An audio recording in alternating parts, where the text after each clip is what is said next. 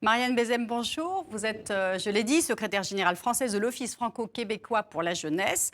Alors, on a vu, Gaël Faye reste prudent sur la suite. Le français est la 5e langue la plus parlée au monde. Emmanuel Macron veut en faire la 3e langue.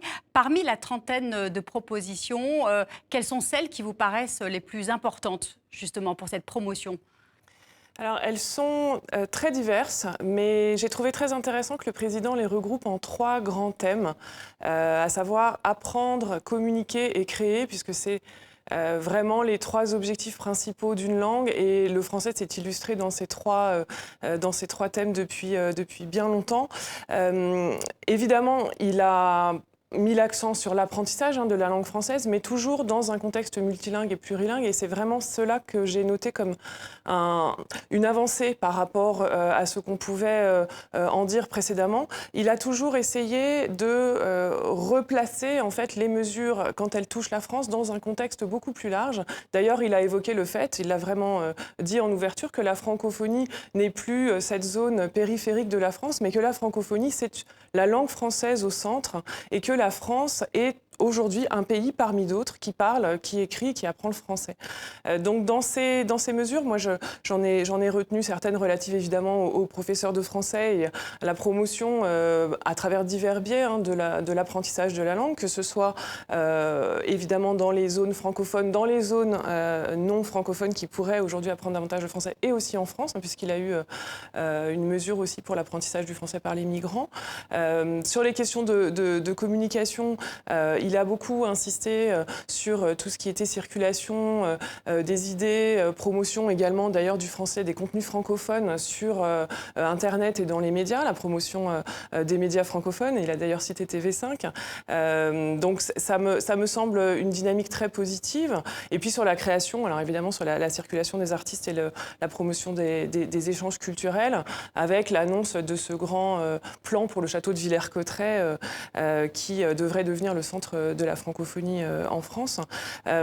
Donc ce sont des mesures qui balayent très large, mais que j'ai trouvées extrêmement cohérentes et qui répondent vraiment à la fois à un moment, il me semble, de l'histoire de la francophonie et à une attente de ce que, il me semble, moi je travaille beaucoup avec des jeunes francophones, français, québécois, mais d'autres pays de la francophonie, à ce que les jeunes francophones attendent d'une certaine manière comme parole de la France relative à la francophonie, qui permet d'envisager la francophonie d'une façon, on va dire, apaisée et ouverte sur l'avenir et sur le monde. Marianne Bézem, on l'a vu dans ce reportage, la langue française est celle de l'administration et du savoir, mais pas la langue de la convivialité et du partage. Alors, comment forger cette identité francophone ? Alors, à travers la mobilité, tout simplement, à travers les rencontres et les échanges. Il me semble que c'est vraiment le moyen le plus important. Nous, à l'Office franco-québécois pour la jeunesse, depuis 50 ans, puisque nous fêtons nos 50 ans cette année, nous avons accompagné 150 000 jeunes Français et Québécois. Et à chaque fois, ce sont des belles histoires et des histoires d'amitié, au-delà des projets. Mais cette mobilité, est-ce qu'elle se fait dans tous les sens ? Est-ce qu'il y a une mobilité nord-nord qui se fait relativement facilement, mais c'est plus difficile pour les jeunes africains, par exemple, d'arriver en Europe ? Oui, c'est vrai, c'est une réalité aujourd'hui. Beaucoup de jeunes francophones, quelle que soit leur nationalité, ont envie de rencontrer d'autres jeunes de la francophonie, notamment africains, et parfois ces rencontres sont compliqué à monter, notamment pour les questions de droit de circulation. Tout et de visa, donc il faudrait faciliter le visa des jeunes, ça c'est envisageable ? Alors c'est envisageable, évidemment, c'est à la main des gouvernements, mais on sent une volonté sur certains profils, bien sûr, de permettre les circulations.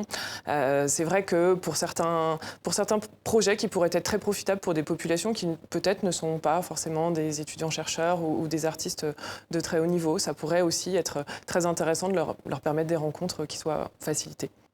Marianne Bézem, est-ce que l'Amérique du Nord représente d'abord un espace d'opportunités économiques pour les francophones ?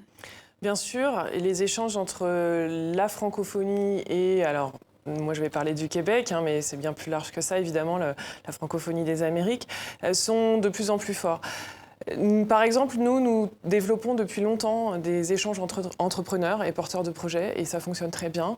Et notamment, là, très récemment, nous avons inauguré hier d'ailleurs, un parcours numérique francophone entre des événements sur le numérique en francophonie avec un événement à Québec, un événement à Nantes, un événement à Abidjan et un événement à Namur. Et à travers ces événements-là, nous organisons des circulations de jeunes porteurs de projets sur les questions du numérique en francophonie pour créer de la richesse.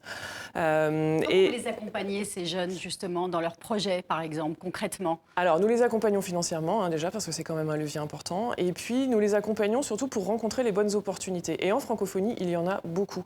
Et nous les accompagnons aussi, notamment pour les jeunes d'Amérique du Nord et les jeunes français, à comprendre quelles sont les opportunités qu'ils peuvent développer en francophonie, les opportunités d'affaires, les opportunités professionnelles, parce que parfois, ils ont tendance à se tourner plutôt vers d'autres zones quand ils commencent à développer leurs projets.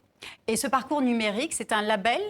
En quoi va-t-il consister? Alors cette année, c'est une année test. Donc nous organisons à partir de la semaine prochaine, la Semaine numérique de Québec, un parcours spécifique pour 40 jeunes francophones qui viendront des quatre zones. Et à partir de la fin de l'année, donc nous avons travaillé avec l'Organisation internationale de la francophonie et nous souhaitons développer un label autour du parcours numérique francophone pour faire rentrer davantage de territoires et davantage d'événements pour permettre une circulation plus large des jeunes engagés dans le numérique à l'échelle de la francophonie. Aujourd'hui, le numérique, c'est vraiment le vecteur de transmission ou en tout cas de rassemblement d'opportunités. Tout à fait. Puis qui peut dire où s'arrête le numérique aujourd'hui, hein? Toutes les pratiques en sont vraiment imprégnées. Donc oui, c'est tellement enfoncer une porte ouverte de dire que c'est l'avenir, mais en même temps, c'est la réalité.